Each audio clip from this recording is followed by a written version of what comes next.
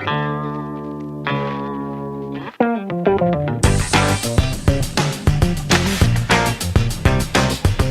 next speaker is the radio and TV voice of the Jays AAA affiliate, the Buffalo Bisons. Let's hear it, guys, for Ben Wagner.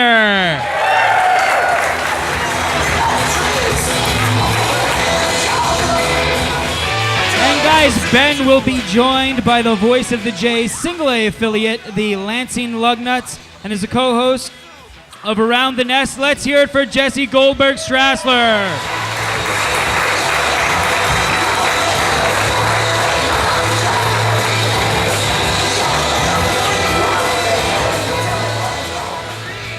All right, you guys, sound check.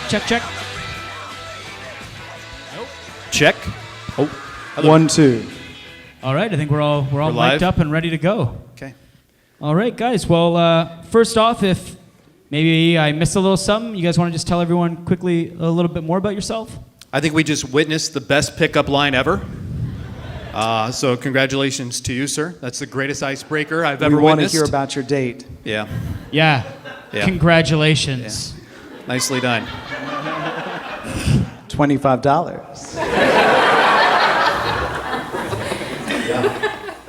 Buffalo, the brand new AAA affiliate of the Toronto Blue Jays after its second year of affiliation. Yeah. Believe it or not, I've been in Buffalo for 8 different seasons. The first 2 were the last 2 with the Cleveland Indians. And then we had a 4-year window, which we called the Mets Experiment. Shuttled them to Las Vegas, rescued the Blue Jays and their AAA affiliation, and brought them to Buffalo, which is about 90 minutes from where we're sitting right now. So if you have not been to Coca-Cola Field, we will welcome you with open arms. And you can check out the nice, lovely green natural turf. So, and you can watch pretty much everybody that you're watching right now play in Toronto.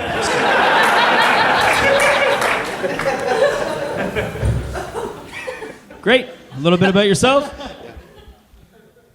All right. So I'm Jesse Goldberg-Strassler, and the Lansing Lugnuts have been affiliated with the Toronto Blue Jays since 2005. The first Lugnuts big-time Blue Jays prospect was Casey Janssen.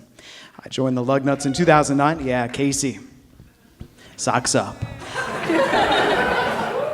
I joined the Lansing Lugnuts in 2009, so opening day was started by Henderson Alvarez, and so I got to be with the Lugnuts through the Lansing 3 of 2012 with Nicolino, Syndergaard, and Aaron Sanchez. Jake Marisnik heading up an outfield that was pretty exceptional in 2011. Drew Hutchison stopped on by, and in 2013 we had Daniel Norris and Dalton Pompey when both of them looked to be busts. And this past April, the Lansing Lugnuts Player of the Month was Kendall Graveman. So just like Kendall, I've gone from Lansing to Toronto in 1 year. Great, guys. Well, once again, thank you so much for coming here. I know we're really excited to have you guys. The first question I'm going to ask you both is, what was your path to the position you're in right now? And what are your individual responsibilities for what you do? I probably have the shortest answer, so I'm going to go first. I do the radio television broadcasts in Buffalo. We're really fortunate. We have all of our games over the air on ESPN 1520, which is a 50,000-watt flamethrower. You can get the ball games actually in downtown Toronto. You can get them outside Charlotte, North Carolina. You can get them on the coast of Maine. So Bison's baseball is booming over the airwaves. We have a pretty interactive booth, and that's exciting for us as well. I work with a guy that's been in the booth and in some capacity involved with the Buffalo Bisons or on the baseball diamond as a professional when he was drafted in the first round by the Detroit Tigers, and Duke McGuire, so he's a great resource to have. I work with him almost 100 games a year. Like I said, our season is 144 games that just wrapped up on Labor Day. We also have a television package that spans about 50 games deep as well, so he and I will transition from television to radio when we're at Coca-Cola Field. So that is what my role is in Buffalo. The path to get there, I wanted to be in broadcasting, wasn't sure what to do, and figured I needed a resume to go along with some sports broadcasting, and somebody suckered me into joining minor league baseball and went to the winter meetings. And I was fortunate enough to get an opportunity in New Orleans in 2003. Started my job with the Lakewood Blue Claws, which is a single-A affiliate in Lakewood, New Jersey, in the South Atlantic League. Spent 3 seasons there. The first as a number 2, and then took the reins as the number 1 guy for 2 seasons. And when Jim Rosenhaus got an opportunity to go to Cleveland and join the Indians broadcast crew, I applied just like you would for any other job. I sent my tape, resume, and I won. So that was in 2007, and I've been in Buffalo since. Nice. I was told by a major league broadcaster that Ben Wagner's tape is the easiest to listen to he's ever heard. He has never heard the time of a half inning passes quickly as it does when listening to Ben. Thank you. You wanted that beer now? Sorry. Let's see, my path and my responsibilities. So I was born in Washington, D.C., and I grew up in Maryland, somehow a Detroit Tigers fan. And after college in central New York, well, first, I was shadowing in Baltimore, Maryland while I was in college because I dropped by and they said, go ahead, watch us work. And one of the sportscasters for one of the 2 Baltimore radio stations came down with a terrible illness. And there was one guy rushing around from station to station trying to do both, and he asked me if I had any familiarity with running a cart machine and running reel-to-reel. And I did, because that's what they taught us in college. So that started me off in shadowing and working for the Baltimore Orioles and covering Orioles home games. I interned in 2005 for the Brockton Rocks, whose star pitcher was Oil Can Boyd, the independent Can-Am League. Yeah, our manager was Ed Noddle, the singing manager who had one leg, and was it was independent baseball. 2006, 2007, I worked for the Montgomery Biscuits. So, yes, Double-A Tampa Bay Rays, Devil Rays at the time. And look, I could tell you Evan Longoria's stories all the live long day. He had hair out to there, and he borrowed my headphones every single day. And from Montgomery, Alabama, I went to Southside Chicago, 2008, the Windy City Thunderbolts in the Frontier League, and then I joined the Lugnuts in 2009. With Lansing, my official title is radio broadcaster, but I'm in charge of the media relations, elements of social media, the team website, whatever they need me with marketing, and you understand, whatever other job duties as assigned. And then round about a couple of years back, you announced Around the Nest. Is there anyone here who's familiar with Around the Nest? One person? Two? Okay. So Around the Nest was started by Craig Durham, who's sitting right there. He's the tall guy who's about to stand up. Craig Durham was the voice of the Dunedin Blue Jays, and he and I met at the winter meetings, and we concocted this great idea where the voices of the Toronto Blue Jays organization would conduct a broadcaster exchange program. I would fly down to Dunedin as if the Blue Jays had called me up from Lansing. He would go down to Lansing as if he'd been demoted. And we wanted this to go throughout the entire system. That way we both figured we could each make it to AAA. It didn't work out, but another one day. But another idea did, and that was trying to connect the levels of the organization. For anyone who's here, who's wondering about those prospects, about those names that maybe you've heard the legend of, but you're wondering what's really going on with them. Aaron Sanchez was a legend before he ever arrived in Toronto. He was known to have a great arm, but what is there about him? So Craig and I started up Single A Jays Talk, and I would update him on what was going on in Class Low A Lansing. He would update us on what was going on in Class A Advanced Dunedin. And that expanded out to where now, every Friday during the season, we spend an hour-long show. Ben generally leads off 10 minutes of what's going on in AAA Buffalo. Who are the stars? What are the highlights? What are the stories? What else can he promote? Why should folks come on out to Coca-Cola Field, one of the best, if not the best, places to catch a minor league game in the country, and better than some major league atmospheres? What's going on in Double-A? What's happening in High A, Class A? Short Season A, Vancouver just lost the championship series this year. What a shame. They'd won the last 3. They're a dynasty, so we get to hear about the Canadians and all the way down to Bluefield. So that's another one of my responsibilities, is making sure anyone who wants to know what goes on in the Jays minor league system, they can hear that information firsthand.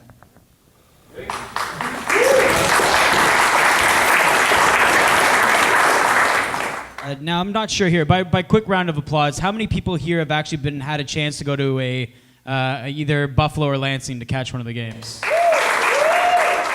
Okay, so there's a large majority of people here who have.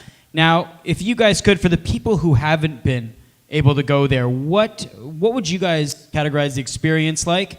And tell us about your 2014 season. 2014 winning season. For the first time, we had back-to-back years with winning baseball in Buffalo since 05 and 06. And a large credit of that is to the Blue Jays and player development, wanting to find quality free agents, 6-year free agent guys stacked around a number of prospects that they brought through the organization, finished 77 and 66. From the break, which is the minor league, in AAA, the minor league all-star break coincides with the major league all-star break. So from our 3-day break, we were 11 games back in our division. We finished a game and a half back in the IL North. It was an unbelievable run. And a credit to that is, in part, the stability of our clubhouse, the veterans, plus the promotion of the young prospects like Kendall Graveman and Daniel Norris and Scott Copeland, and the list goes on and on. But it also was to the dedication for the Toronto Blue Jays that they made to our ownership and Bob and Mindy Rich, the people in Buffalo, not only to have a AAA franchise in proximity to the big league club that they could use as a resource in that insurance policy at AAA, but they also wanted to have something that the fans from Southern Ontario and Western New York were proud of, to go to watch the ballpark and see them play as well. So that depth was really the catalyst for another successful season, and finishing just a game out of the wild card race, but at the same time, too, a record that would have won either of the other two divisions. So even though you lost out on the wild card race, finished third in our division, which was clear cut, I mean, the toughest of the divisions, our record would have won the South and the West. So as from a ballpark experience, it depends on the night you choose to arrive. We have had 18,000 crowds. We sold out 3 different times this year, which is 18,000 and change. And in August, we had crowds averaging between 12 and 15 each and every night and down the stretch. Now, a lot of that is because you were just not dumb people. You realize sitting in Buffalo with the wind coming off the water in April, it's just not that exciting. It's cold, and all of a sudden by June and July you wake up and think, oh, I haven't seen a Bison's game yet, we should get down there. So a lot of it is people flipping the switch, realizing that they have to see and take in a Bison's game. That's great.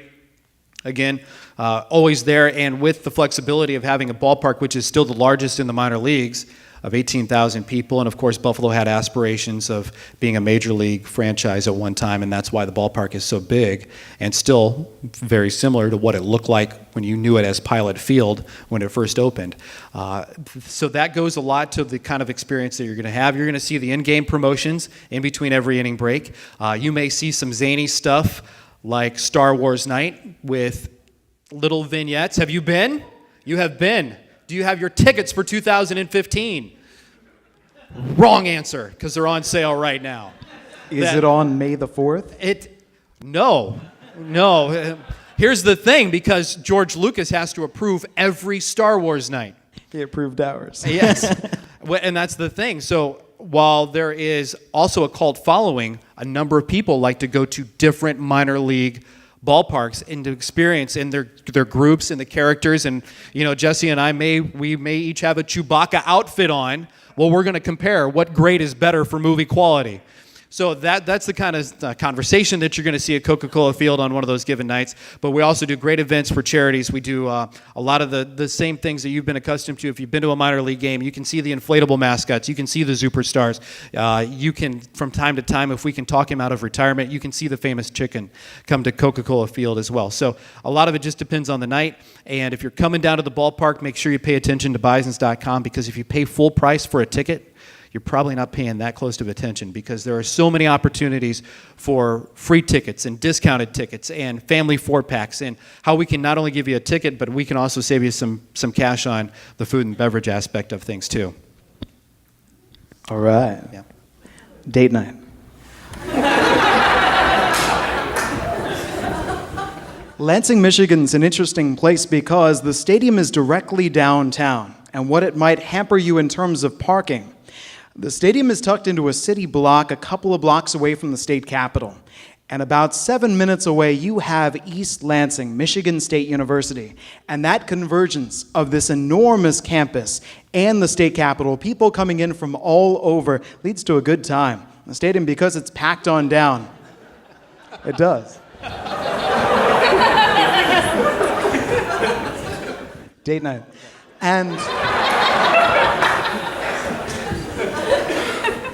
it's about to get different in a really interesting way. The Lugnuts announced that starting next year, they're not only doing $11.5 million renovation to the stadium, but they've got this idea opening up in 2016 to build this enormous apartment complex beyond the outfield wall, including a restaurant on the ground floor, huge pavilion.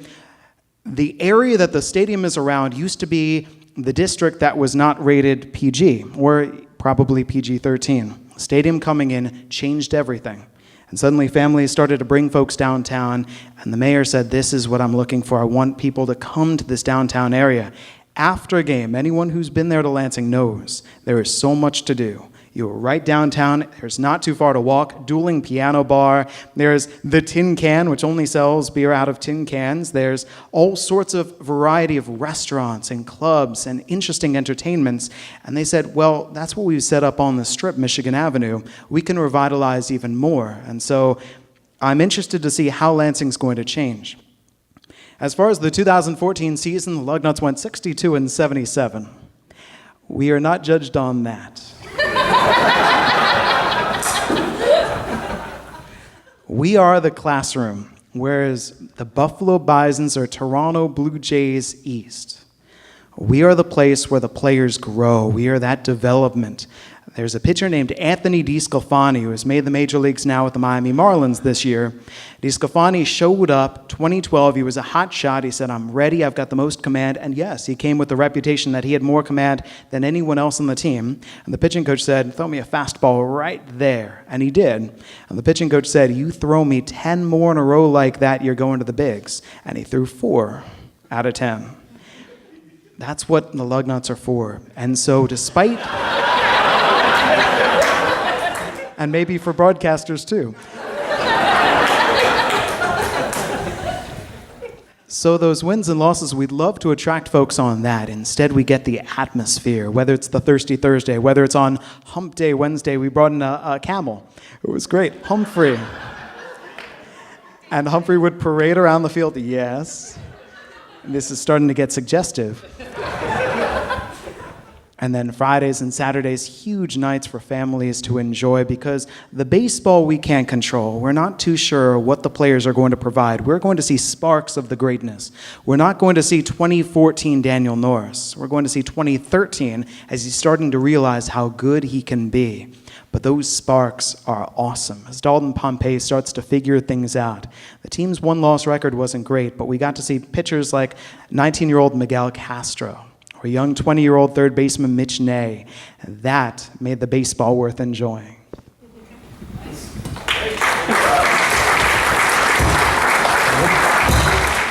All right. Okie dokie. Sorry, I was just making sure my mic was on. I thought it was off for a second there. It's probably not the most professional mic check. Okie dokie, 1, 2. Okie dokie, 1, 2. Okay, guys, welcome.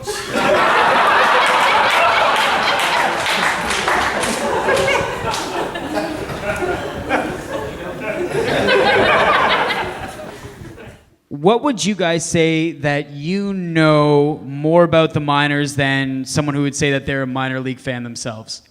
What do what is it that you think you know a little bit more than, like I said, a strong minor leaguer would? A minor league fan? Fan, yeah. We probably know more about the travel schedule than anybody else, right? Just a little. There are times when Buffalo will have to travel back after a 2-day series in Pawtucket, Rhode Island, which is lovely this time of year, and have to bust through the middle of the night, and we're arriving in the city where we're going to play when the sun's already up. And the bus screeches outside the hotel, you're checking in, and your turnaround to get to the ballpark is about 6 hours afterwards.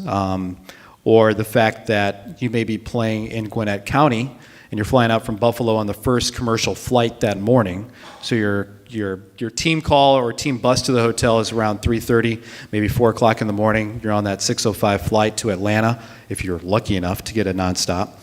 And then you're outside of Atlanta, which is where the Gwinnett Braves AAA franchise is located. So you've been up since 3 o'clock in the morning, and you're asking Daniel Norris, or you're asking whoever, is the pitcher that night to have his A game, and you're running on fumes. So that's how the travels and the rigors of the minor league schedule, plus the pace. We play 144 games in 152 days, which is a pretty hectic pace, and that includes the 3-day All-Star break. So it is definitely a grind that, even though the team's on the road, continues to go through versus that 8-day layoff when we may be out of the market and you may not know about. We finished the season with a 41-day stretch and 40 games, and you start rooting for a rain out. You're just going, I know there's a storm cloud out there. No, the catchphrase is, the grind is real. For all those players who say it's a marathon, not a sprint, they're not kidding. And it can get to the guys, and you start to hit the wall at separate times during the year. There's a May wall that you have to push through.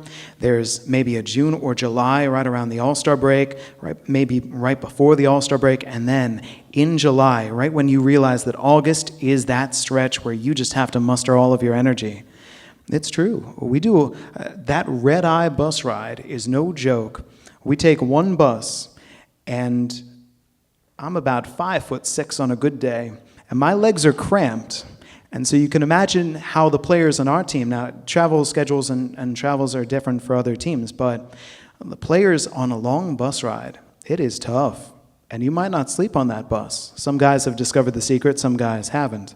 Some hotels are great, some hotels are not quite great. I would also say that we understand the glue guys. That we get to see those guys who maybe you going to the game, maybe you don't realize what they provide, or why are they being played, or maybe they never play, and we get to see their real value, all the different things that they give a team that if you took them away, that team might collapse at the worst, and at the best would certainly no longer be the same. Good answers.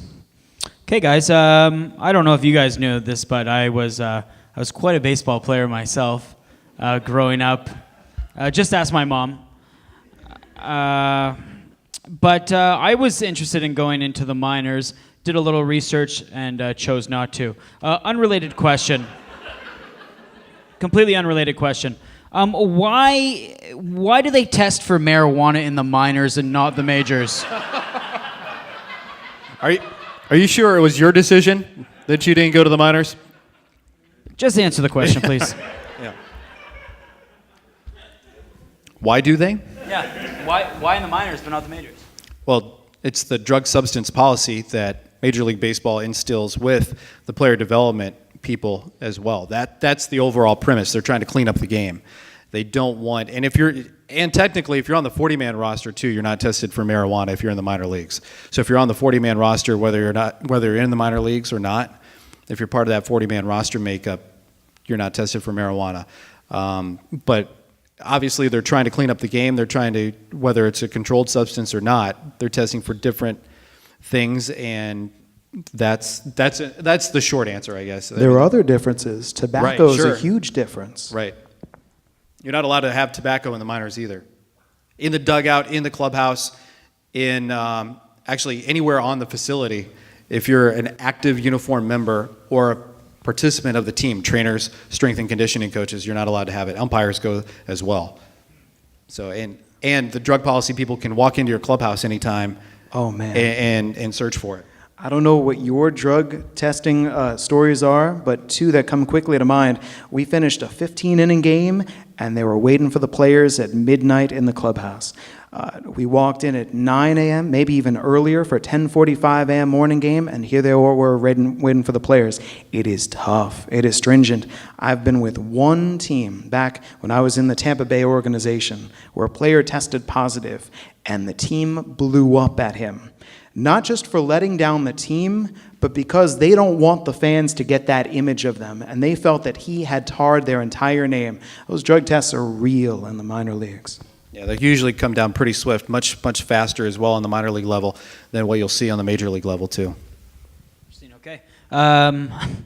Thanks for. That was heavy. Thanks for telling me. Yeah. Don't smoke marijuana if you play baseball, unless you play like right field or something. Then You're not going to have much to do. Or Colorado or Washington. Okay, guys, what we'd like to do now is open up questions to the floor. If you guys do have a question, what I'll do is put your hands up now, and I'll try to spot a few of you so I can kind of make a little list as we go along. But you, sir, what's your question? How much are they making at different levels? What's the range? All right, can I go You first? go- And you then go first, you yeah. give the bump up. Yeah. We get $25 per diem on the road. There's about $1,100, $1,200 per month. So the player gets that signing bonus, and maybe this player over here, this terrific star, maybe he got $2 million to sign, and maybe this player over here was a $1,000 senior sign, and they're right next to each other and now subsist on that $1,200 a month.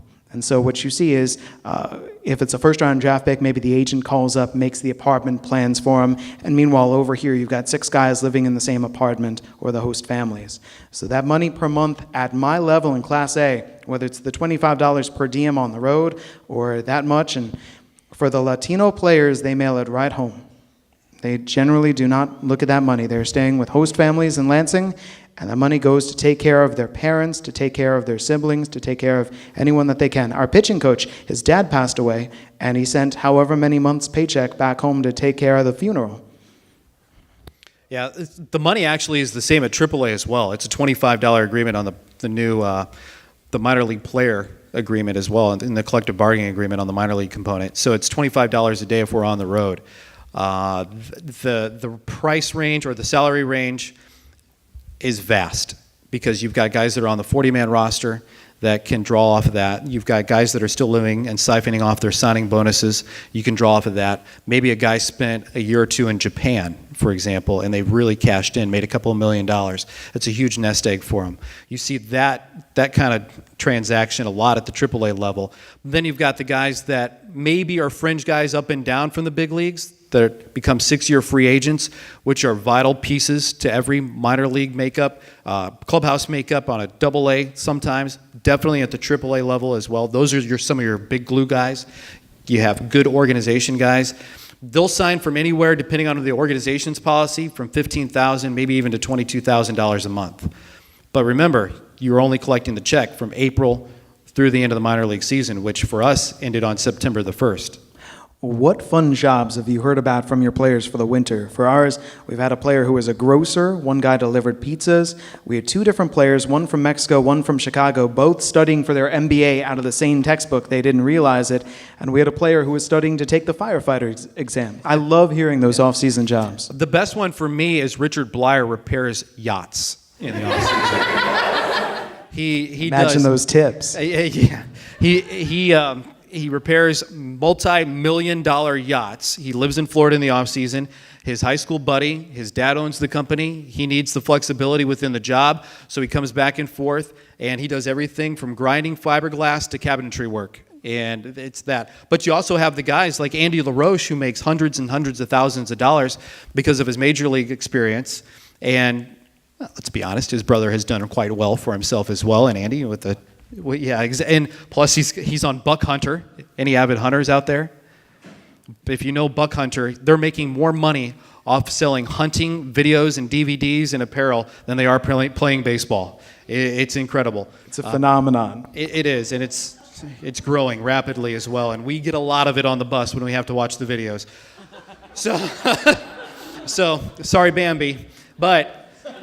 They're making a lot of money. So, they can make tens of thousands of dollars per month, or you can make just the minor league minimum as well. And you have guys that are doing the exact same that they were in A-ball. They never changed that order and that process when collecting their check. And sometimes you're asking our ballpark to cash those checks because maybe Buffalo or Columbus, Ohio doesn't have that bank or ability to cash those checks. So they're going to the accountant in the office and asking for that $1,200. It goes straight into an envelope and then straight south or parts unknown. Okay, next question. This gentleman in the hat right there, if you could speak nice and loud. I'm going to put you both on the spot. You're both minor league broadcasters. What's your aim for the future and to any future jobs, or what will be your dream baseball broadcasting job? Majors. And look, beggars can't be choosers. It is tough. The umpires are trying to make their way up. The scouts are trying to make their way up. The coaches are trying to make their way up. The aim is the major leagues, and you never know if a door might open, how a door might open. I've had friends who broadcasted in the major leagues who've then been fired from that job. So there's no permanent. But if you've got a dream, you hold on to it, and you can't say specifically, I'd like to be the broadcaster of the San Diego Padres, because how gorgeous is San Diego, California? No, major leagues. Grandes Ligas, the big leagues. Yeah, that's my goal as well. So, and like Jesse said, you have to be in this business. You have to be able to uproot your family. You have to be able to move further away from your families, and you have to be in a mindset to be mobile. And I'll take a major league job wherever that opportunity opens. My first 4 years, I was a substitute teacher during the off season because that was the easiest job that paid the bills and also allowed me to suddenly accept a job and be gone the next day. And we needed that kind of convenience. Great. Let's see. Let's do a question right over here, sir. Just wondering, what's your favorite park to call a game in? Each of your leagues. This is a tough question because our cities are great in the International League and the parks continue to get better. Buffalo is 27 years old. It is still a fantastic facility, but it's also the oldest in the league. They have upgraded every vantage point that you could imagine. For me, some of the great cities like Indianapolis, Columbus, Ohio, Louisville, Kentucky, great ballparks, great cities, but the brand new ballpark is just, it was mind-blowing for the 4 days that we got to spend in Charlotte, North Carolina.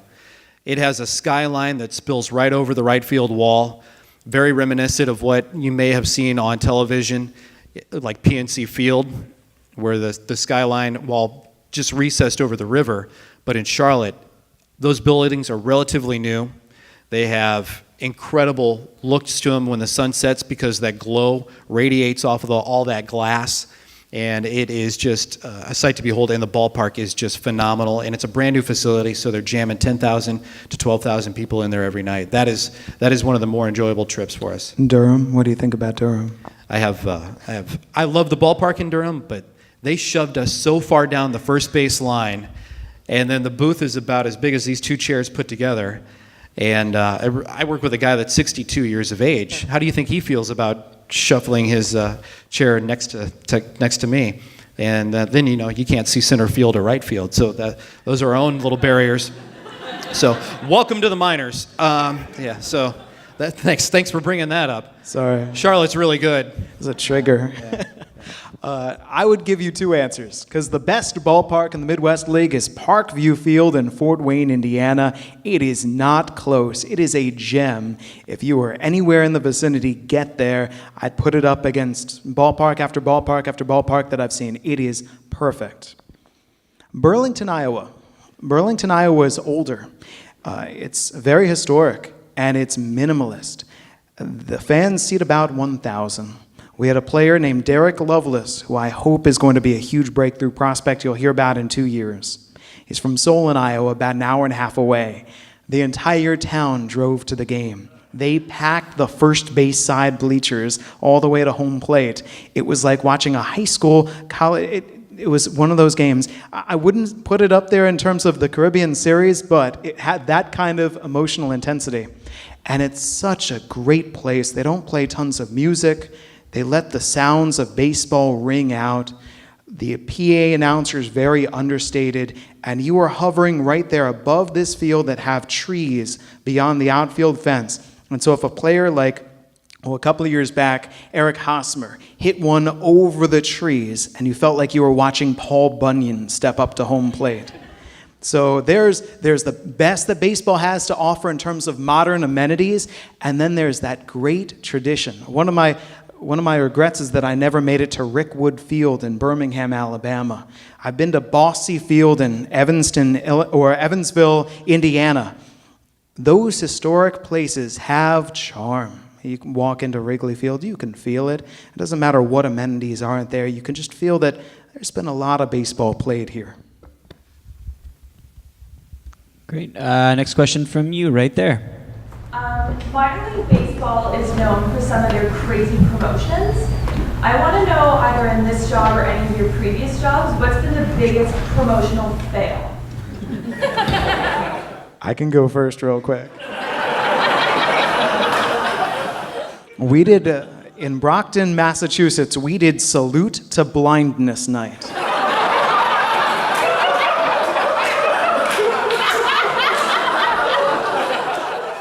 Wait.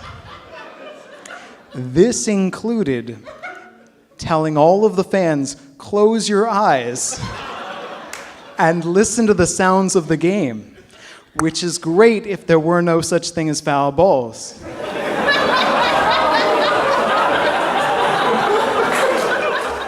Then, on top of that, we had an inning where the idea was we would put the voice of our broadcaster, the number one guy, Dave Raymond, out over the PA, and that way fans could hear the sounds of that radio broadcast, and it was as if they were listening to that game at home.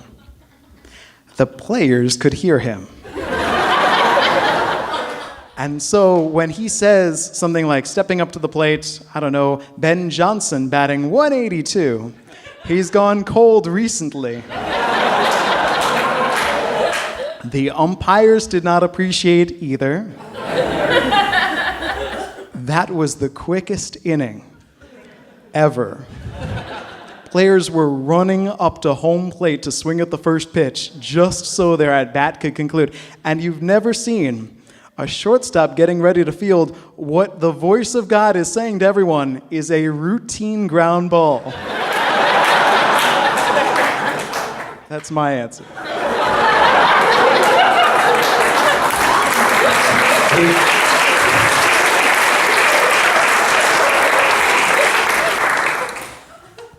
Date night.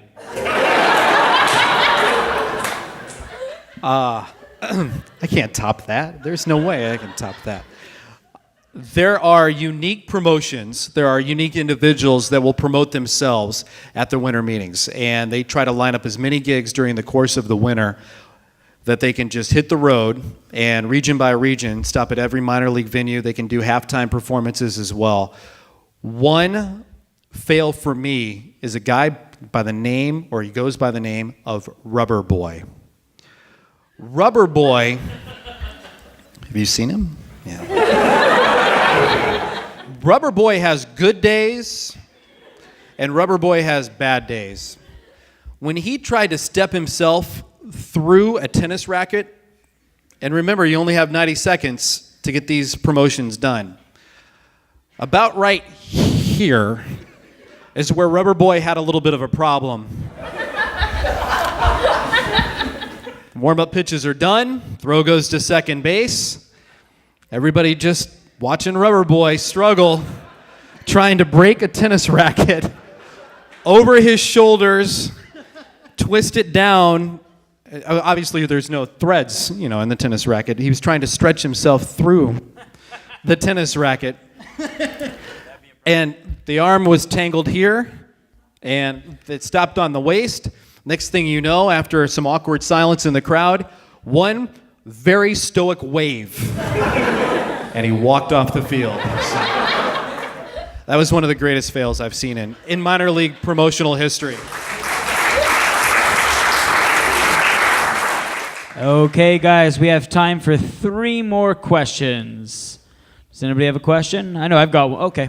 We'll go with you right there, sir, with the hat and the beard. We were very fortunate to have a broadcaster in Toronto for many years named Tom Cheek, and who broadcast 4,306 consecutive games. And don't look too impressed, it's on the wall. Is that still possible? Because one thing I feel like there's, other than the stalwarts, the Vince Scully's of the world, that I don't know if there's more, if it's just me, or if there's more turnover in broadcasting crews at the major league level, if there's more pressure on broadcasters to achieve, whatever it is in terms of performance they're expected to achieve. Are we still going to see those kinds of careers with one broadcaster, with one team for that amount of time? Or is that sort of part of the, Cal Ripken Jr. days, one player with one team for that amount of time? I can start by saying the top quality a broadcaster can possess, in my opinion, and you can disagree, is familiarity. There is no substitute for familiarity. You could hear the greatest broadcaster in the world tomorrow, but if you hear that broadcaster for the first time, that broadcaster is going to pale against that voice that you've been hearing for years upon years upon years. And so a bit of the answer to your question is, how does a broadcaster last that long? Because that broadcaster gets the opportunity to last enough to become familiar.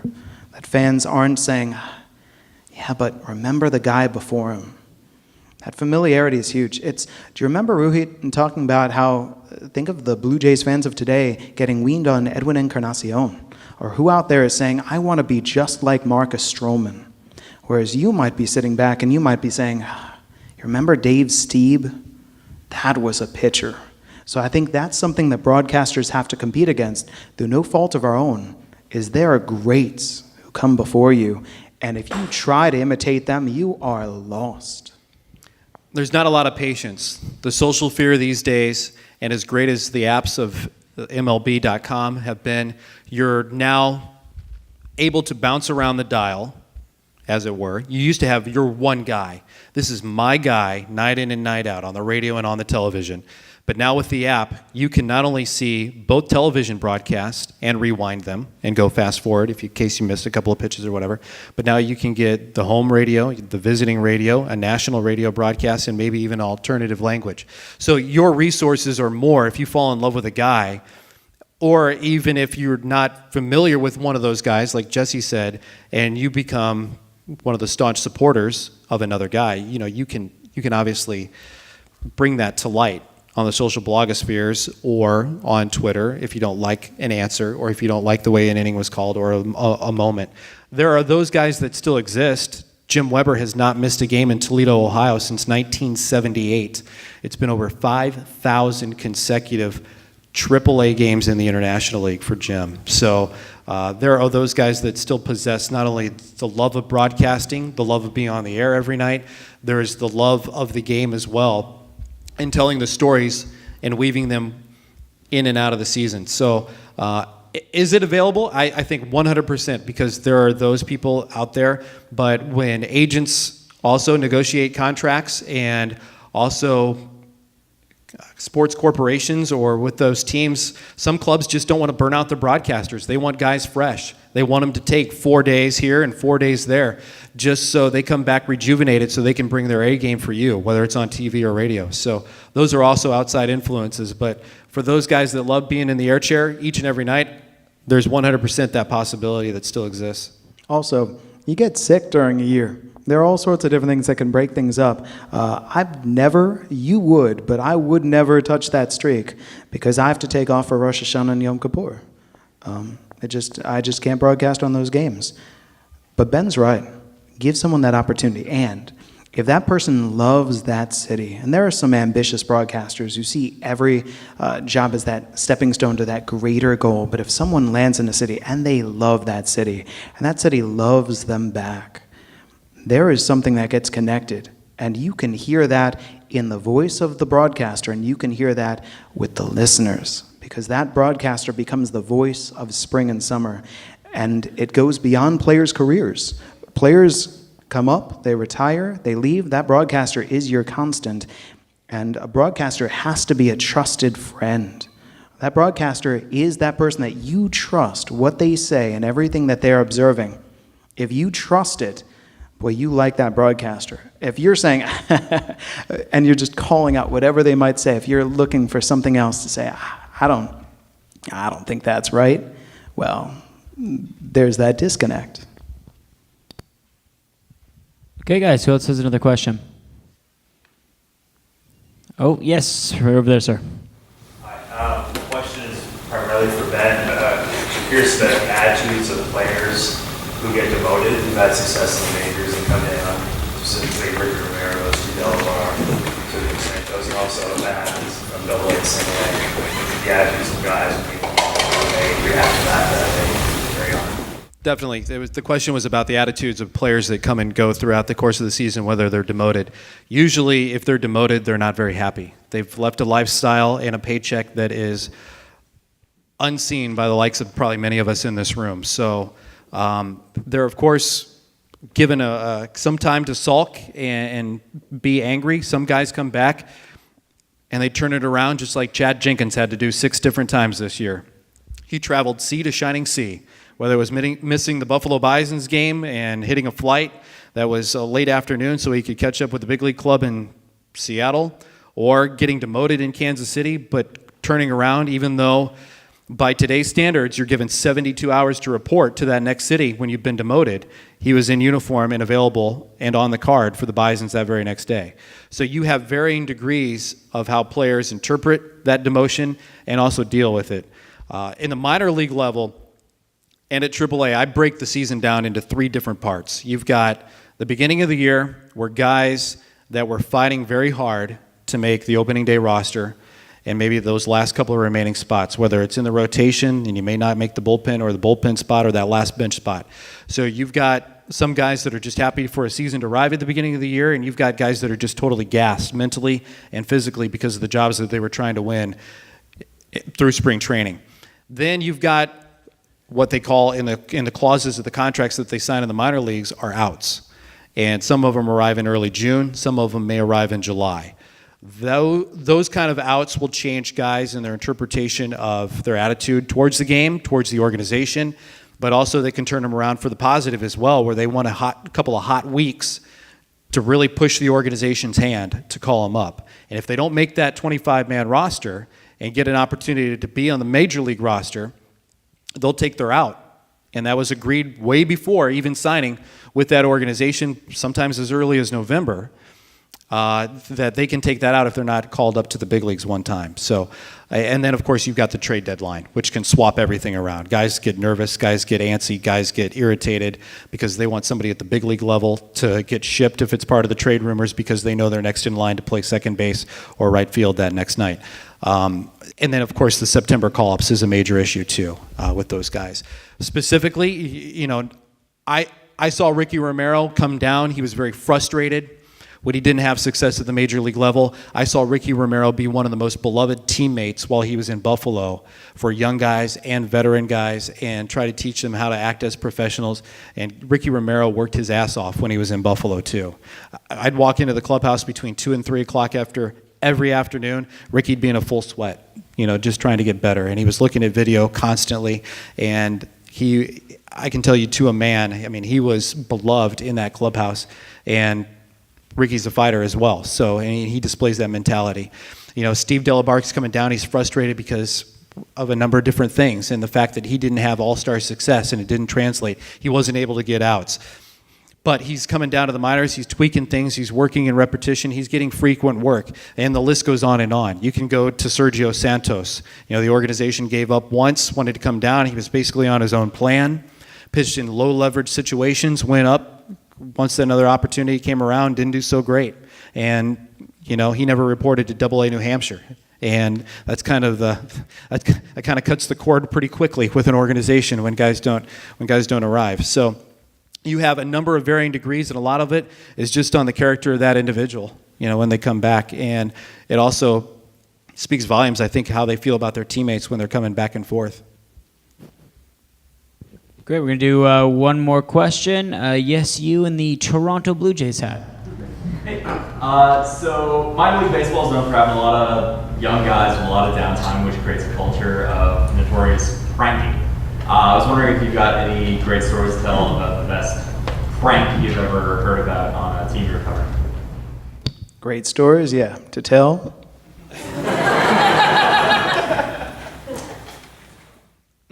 I've got one. Scranton Wilkes-Barre, we stay in the historic Lackawanna Hotel. It was an old train station. It was constructed World War II-ish, pre-World War II. And there are a number of tales. The first tale is that it was a major distribution hub during World War II for soldiers that died in battle. And the morgue was actually in the basement at the time, where they would catalog the bodies and then ship them off, because Scranton Wilkes-Barre is a major railroad hub. And then the bodies would go on to their next stop.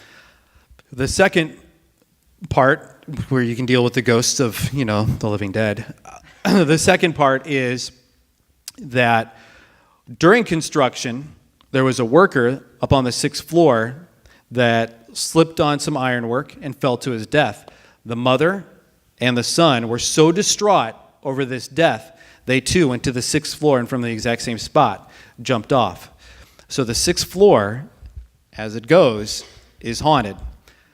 From everything from guys leaving a room to finding their television on when they return, to cupboards or closets or dressers that have been unpacked and strewn about the room, or pressure that they felt from somebody sitting on the end of the bed. All has been cataloged in 8 years of me being in the minor leagues. The other part is one night when we roll into town about 4:30 in the morning, a couple of sneaky guys had it prearranged where they would hustle in, grab their room keys, go upstairs, and hide behind the curtains of an unsuspecting fellow. So while you're groggy anyway from getting off the bus after a 5.5-hour ride from Buffalo to Scranton, Wilkes-Barre, Pennsylvania, you drag your luggage through the door slams behind you.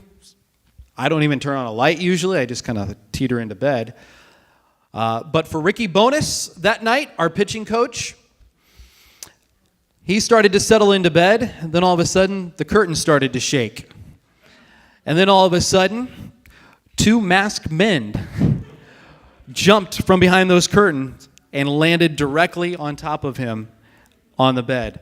Needless to say, there was a commotion that echoed through the halls and in the open corridors of the Lackawanna Station Hotel at 5:30, 6 o'clock in the morning, that still lives in infamy with all those that have traveled through Buffalo and the International League.